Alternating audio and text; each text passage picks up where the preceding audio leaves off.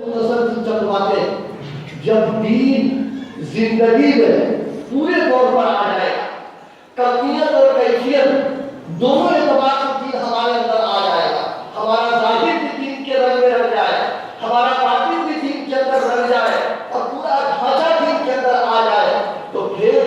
ایک مسلمان کی شان، ایک مسلمان کا مزاج، ایک مسلمان کا رہن سہن اور اس کا امتیاز کیا ہے، نبی کریم صلی اللہ علیہ وسلم نے اس روایت کے اندر ارشاد فرمایا المسلم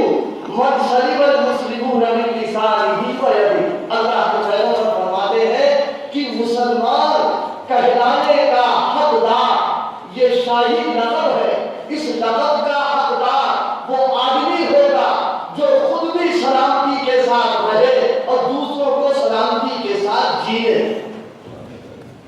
حضرت علامہ انور شاہ کشمیری نور اللہ مرقدہ نے ایک بہت پیاری بات اس حدیث کے سلسلے میں ارشاد فرمائی۔ عام طور پر تو اس کا مطلب ہم لوگ یہ بتا دیتے ہیں کہ اعلیٰ درجے کا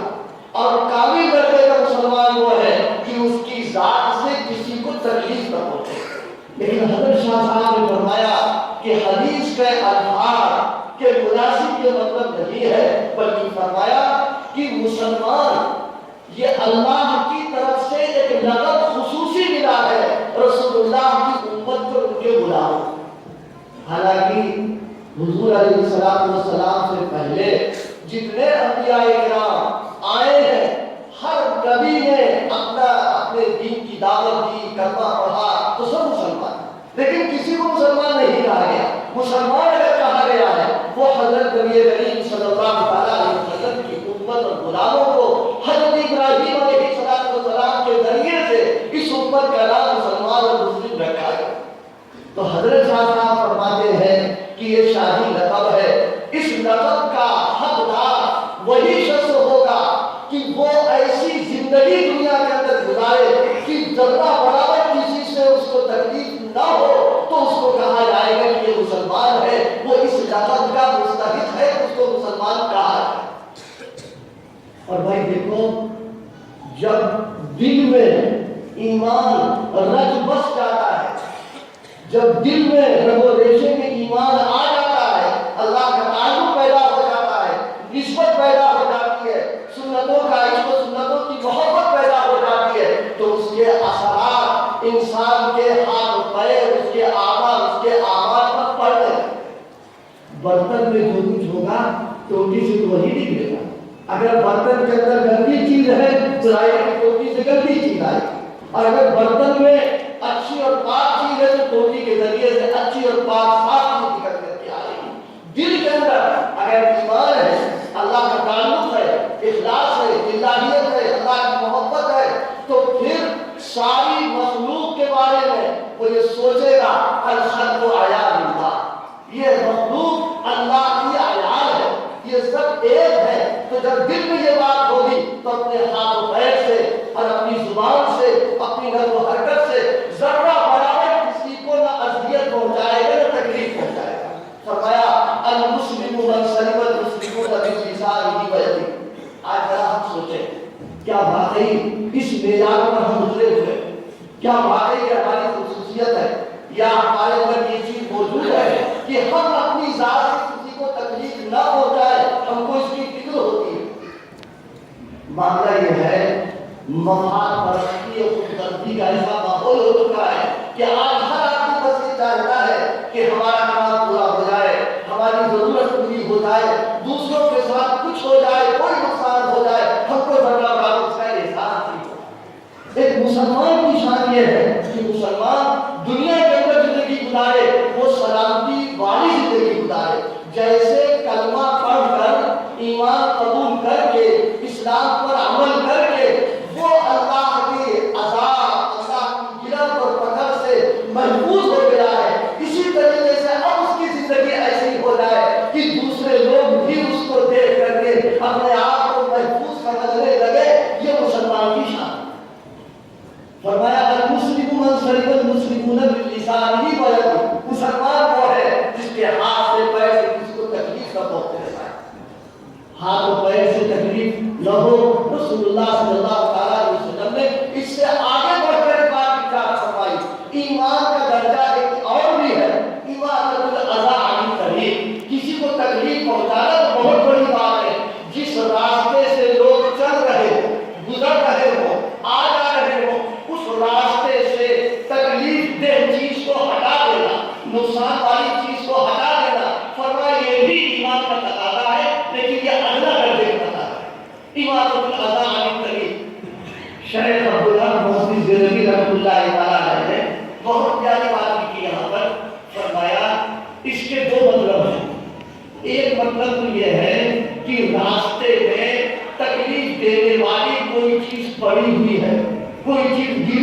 ہے، کوئی چیز رکھی ہوئی ہے، اس کو ہٹا دینا، یہ ہے اماطۃ الاذی عن الطریق۔ فرمایا کہ اور اس سے آگے کی بات یہ ہے کہ آدمی راستے پر نظر رکھے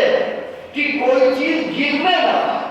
کوئی چیز پڑی نہ رہنے پائے، کوئی تکلیف دہ چیز کوئی ڈالنے نہ پائے، اس کا اگر اہتمام کرتا ہے، فرمایا اماطۃ الاذی عن الطریق یہ بھی ہے، اور یہ ہمارے درجے کی بات ہے ایک ایمان والے کا۔ اور اسی کے ساتھ میں تھوڑا سا غور کریں، اس میں کام کی بات اور نکل کے آ رہی ہے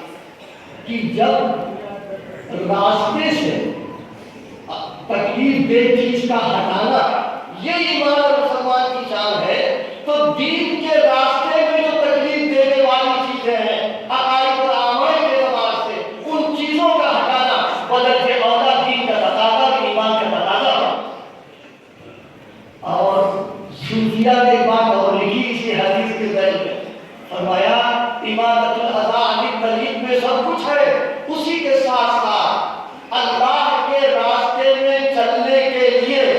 جو اخلاق رذیلہ، جو بری عادتیں، نفسانی خواہشات ہیں، ان خواہشات کو ہٹانے کی محنت کرنا، یہ بھی اماطۃ الاذی عن الطریق ہے۔ تو میں نے آپ کی بات کہ ایک مسلمان کی شان اپنی ذات سے کسی کو تکلیف نہ پہنچائے۔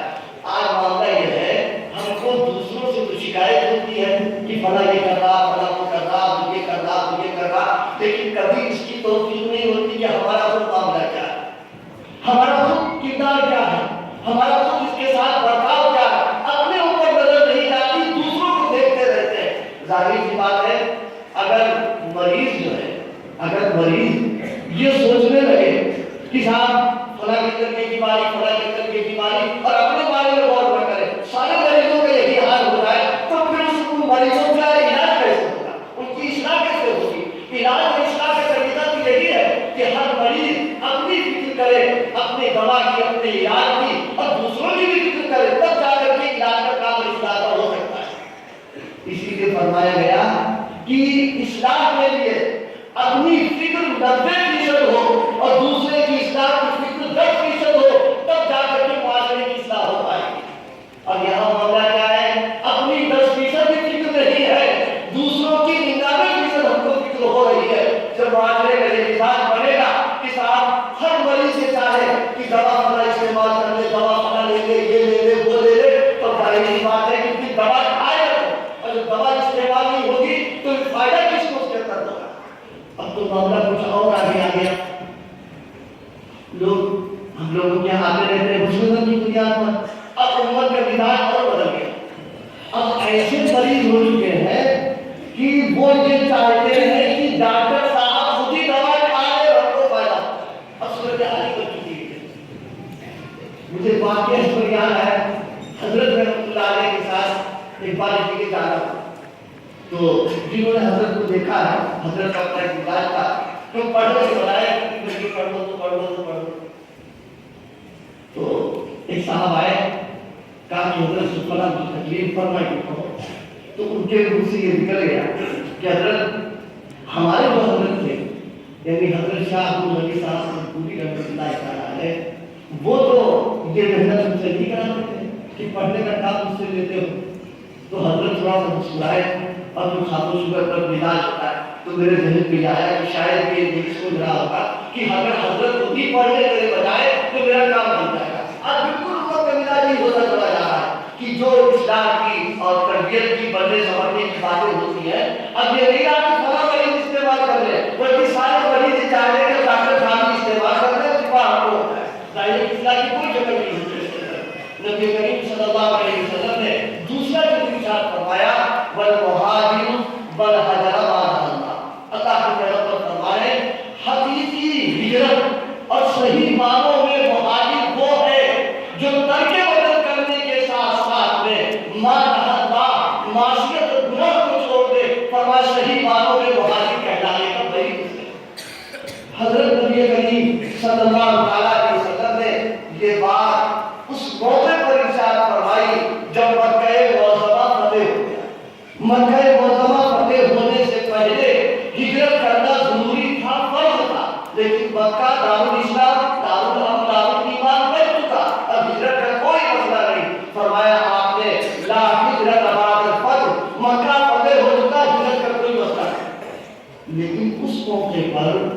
جو لوگ ایمان لائے، کلمہ پڑھا، مسلمان ہوئے، ہجرت کی جو فضائل ہے، ہجرت کی جو برکات ہے، اس کا جو ثواب ہے، ان کا دل اندر سے ٹوٹ گیا تو ہم اس ایک عادت سے محروم ہو گئے۔ میرے آقا حضرت نبی کریم صلی اللہ علیہ وسلم نے ان کی تسلی کے لیے فرمایا کہ ہجرت کی جو روح ہے اور ہجرت کی جو حقیقت ہے اور جس بنیاد پر ہجرت کی جاتی ہے، وہ اگر تم اس پر عمل کرو تو تم کو بھی ہجرت کا ثواب ملے گا اور تم کو بھی مہاجر سمجھا جائے گا۔ اس بنیاد پر میرے بھائیوں، میرے دوستوں، ہم سب لوگوں کو ہجرت کا ثواب بھی مل سکتا ہے اور مہاجرین کی فہرست میں انشاءاللہ ہمارا شمار بھی ہو سکتا ہے اگر ہم یہ طے کریں کہ مانا اللہ کو ہم چھوڑیں کہ اللہ نے ان چیزوں سے منع کیا، جو گناہ، جو معصیت، جو منکر ہے، ان سے اپنے آپ کو بچائیں گے تو انشاءاللہ ہجرت کا ثواب بھی ملے گا، مہاجرین کی فہرست سے آئیں گے۔ اللہ پاک نے گزارشات کو قبول فرما لے، عمل کی توفیق عطا فرمائے۔ حضرت مولانا بزرگ آدمی ہیں، اللہ تعالیٰ ان کی بزرگی سے ہم سب کو نفع پہنچائے اور ہم سب کو فائدہ ہو۔ جو باتیں انہوں نے بیان کی ہیں ہم لوگوں کو